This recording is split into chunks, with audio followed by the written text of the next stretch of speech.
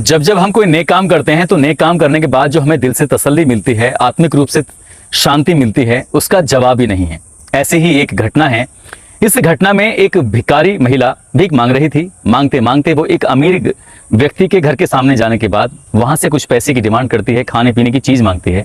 तभी उस घर की मालकिन अंदर से निकल के आती है और उस महिला भिखारी को कुछ सामान देती है।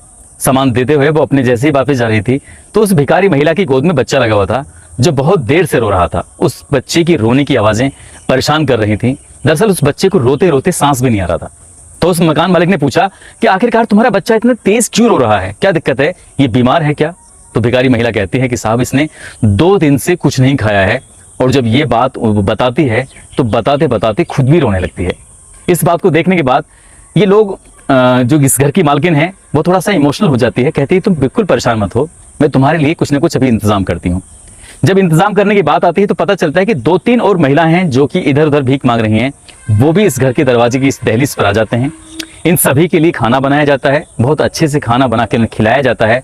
और जब खाना खाते हैं तो इस मकान मालिक को बड़ी तसल्ली मिलती है।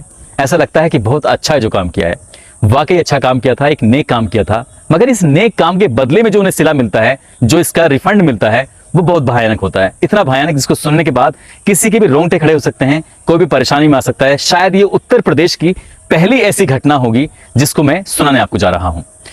आदाब, नमस्कार, सत श्री अकाल। मैं उस्मान सैफी। आज की जो सच्ची घटना मैं आपको सुनाने जा रहा हूं, ये सच्ची घटना है उत्तर प्रदेश का एक जिला है गोरखपुर। बात कर रहा हूं 21 नवंबर 2001 की। सुबह लगभग 5 बजे के आसपास का वक्त रहा होगा। नवंबर मतलब सर्दियों का दिन थे और उस दिन छठ पर्व था। तो छठ पर्व के लिए सभी घरों में तैयारी पूर्ण हो चुकी थी। और ऐसे ही एक घर है राकेश रॉय का। राकेश रॉय के घर के दरवाजे खुले हुए हैं, अंदर से भी, और मेन गेट का दरवाजा भी खुला हुआ है। पड़ोसी अमित सिंह बार बार आवाज लगा रहे हैं कि राकेश जी आप कहाँ हैं। आवाज लगाते लगाते जैसे ही वो घर के अंदर जाते हैं, घर की दहलीज को पार करते हुए और अंदर कमरे की तरफ जब रुख करते हैं, सारे दरवाजे खुले हुए थे, तो घर के फर्श पर जगह जगह खून पड़ा हुआ था, वो भी बड़ी सारी तादाद में। और जैसे ही जगह जगह लोगों को पड़ा हुआ देखते हैं तो वो गश खाकर गिर जाते हैं, यानी कि बेहोश हो जाते हैं। अमित सिंह बेहोश होकर गिर जाते हैं। कुछ टाइम के बाद उन्हें होश आता है और जैसे ही होश आता है वो जोर जोर से चिल्लाने लगते हैं, चीखने लगते हैं। उनकी चीख पुकार की आवाज सुनने के बाद लोग भी उनके घर की तरफ दौड़ते हैं, राकेश रॉय की तरफ। क्यों, ये बैंक के कर्मचारी हैं। और जब इनकी तरफ लोग दौड़ते हैं, क्योंकि लोग सुबह उठ चुके हैं, छठ पर्व की पूजा पाठ ये सब करने की तैयारी में जुट चुके थे। और जैसे पता चलता है कि यहाँ कुछ बात हुई है तो लोगों के अंदर इतनी हिम्मत नहीं थी कि घर की दहलीज को अंदर पार करते हैं। और अमित सिंह अब अंदर से बाहर आ जाते हैं और जो अपनी आंखों से वो बयां कर रहे थे, आंखों देखा, अपने मुंह से जो बयां कर रहे थे, वो सुनने के बाद शायद कोई भी इंसान परेशान हो सकता है। उन्होंने कहा कि घर के सारे सदस्य मरे पड़े हैं, लेकिन एक लड़की है, उसकी सांसें चल रही हैं, वो सिसक रही थी, वो परेशान हो रही है, लेकिन किसी भी आदमी के अंदर घुसने की हिम्मत नहीं पड़ रही थी। तब किसी ने पुलिस को सूचना दी। पुलिस घटना स्थल पर आती है, मौके पर आकर देखती है तो जो इस घर के मालिक होते हैं राकेश रॉय, उनको बुरी तरह से काटा पीटा गया था। उनकी पत्नी है, वो भी खून से लथपथ पड़ी हुई, उनको भी बुरी तरह से काटा पीटा गया है। जो उनका बेटा है, उनके बेटे को भी ऐसे ही मारा है जैसे बाप को मारा है, और बेटे की बहू को भी वैसे ही मारा है जैसे कि उसकी सास को मारा है। 4 लोगों की लाशें खून से लथपथ पड़ी हुई हैं जगह जगह। और कुछ दूरी पर चलते हैं तो इन राकेश रॉय की जो बेटी है, जिसकी उम्र अभी ज्यादा नहीं है, 17-18 साल के आसपास है, वो भी वहां पर पड़ी हुई है, लेकिन सिसकियां ले रही हैं, ऐसे जैसे कि जीना चाहती है, लेकिन शरीर उसका जवाब दे चुका है। और लोगों की नजर पड़ती है, पुलिस की नजर पड़ती है तो दीवार के सहारे 3 बच्चे हैं, तीनों के तीनों मरे हुए पड़े हैं। उन बच्चों को देखकर अंदाजा लगाया जा रहा था इनके ऊपर किसी हथियार से हमला नहीं, बल्कि इन बच्चों को उठा उठाकर दीवार पर पटक पटक कर मार दिया गया है। घर के अंदर 7 लाशें पड़ी हुई हैं। किसने मारा है, क्यों मारा है, हर कोई इस सवाल के जवाब को जानना चाहता था। मगर एक बेटी है जिसकी अभी सांसें चल रही हैं, लेकिन बोलने की कंडीशन में नहीं है। पुलिस आनन फानन ही इस लड़की को उठाकर अस्पताल लेके जाती है। अस्पताल में भर्ती कराया जाता है और भर्ती कराने के बाद पता चलता है कि जो लड़की के सर में गंभीर चोट आई है, जिसकी वजह से काफी उसका खून भी बह चुका है, लेकिन अभी सांसें चल रही थी।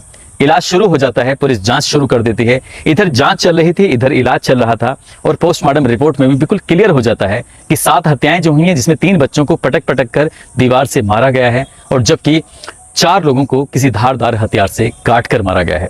पुलिस इन सवालों के जवाब में जुटी थी। पूरे शहर या आसपास के इलाके में ये बात लखनऊ तक पहुंचती है, लखनऊ से दिल्ली तक पहुंचती है और पूरे देश में एक तरह से हंगामा सा खड़ा हो जाता है।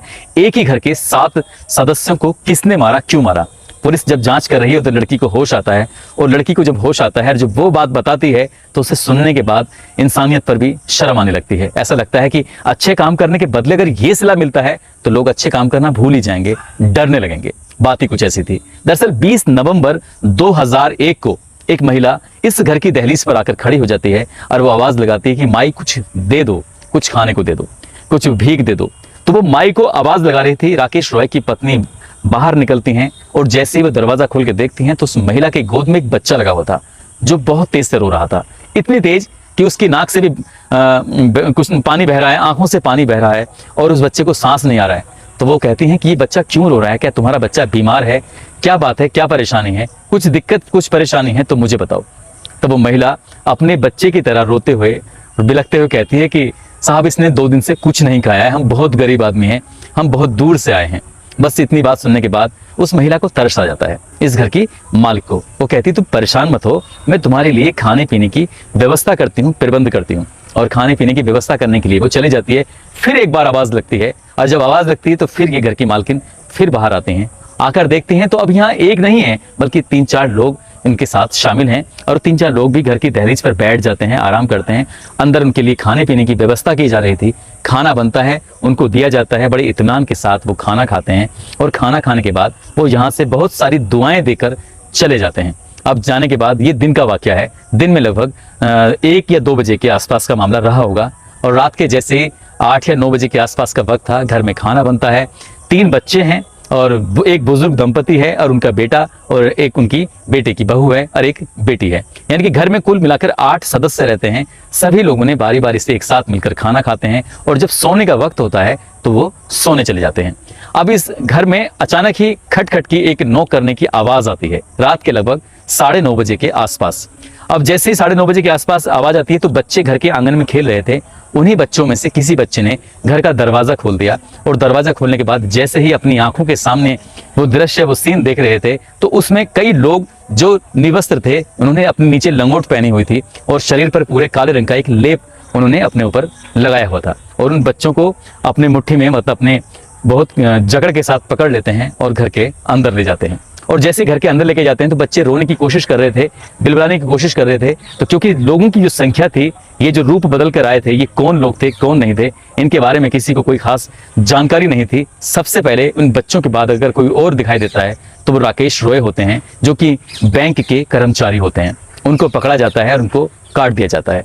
वहीं हाथों हाथ वो दम तोड़ देते हैं घर के आंगन में। घर के फर्श पर खून ही खून बिखरा पड़ा होता।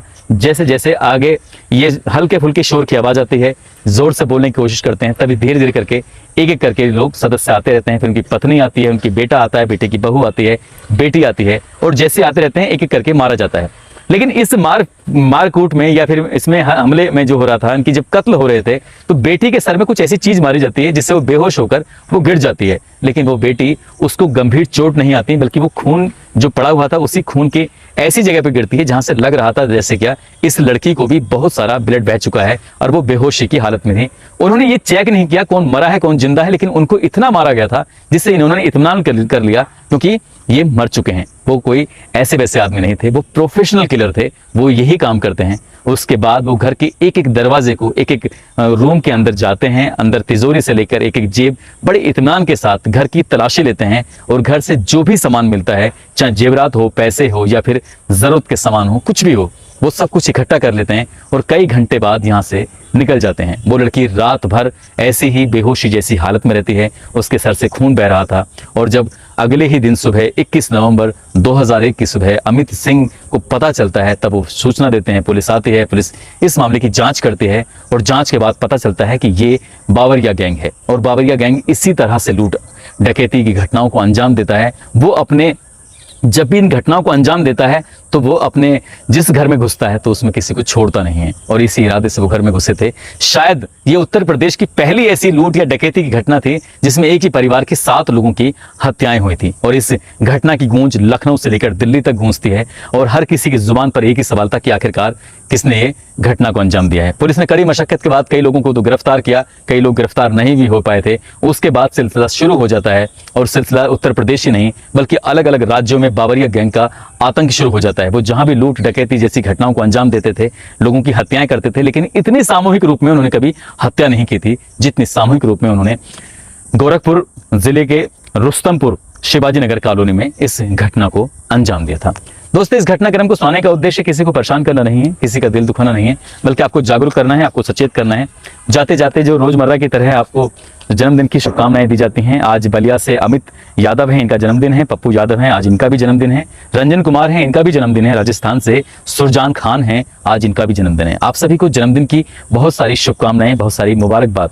साथ ही यूट्यूब पर अमिता, प्रिया, मिथिलेश, नेपाल सिंह जैसलमेर से, शैलेंद्र तिवारी, विशाल सिंह राणा जमशेदपुर से, तनवीर सिंह, अनु कुमारी, नीलेश कुमार, कायरा वर्मा, अरुण कुमार, शेषनाथ यादव थाईलैंड से हैं, पम्मी जम्मू से हैं, सत्यम कुमार, नवनीत कुमार बलिया से, शीना मेरठ से, नेहा कुमारी और जितेंद्र माधवगढ़ से हैं, श्याम महाराष्ट्र से, संदीप कुमार सिंह कुशीनगर से, जितेंद्र कुमार शाहदरा दिल्ली से, संदीप पासी कौशाम्बी से, कालीन अहमद सऊदी अरब से, रियाज अंसारी बिहार से, राजेश कुमार बंजारा, मनोहर प्रजापति और मुकेश कुमार चौधरी चित्तौड़गढ़ से हैं।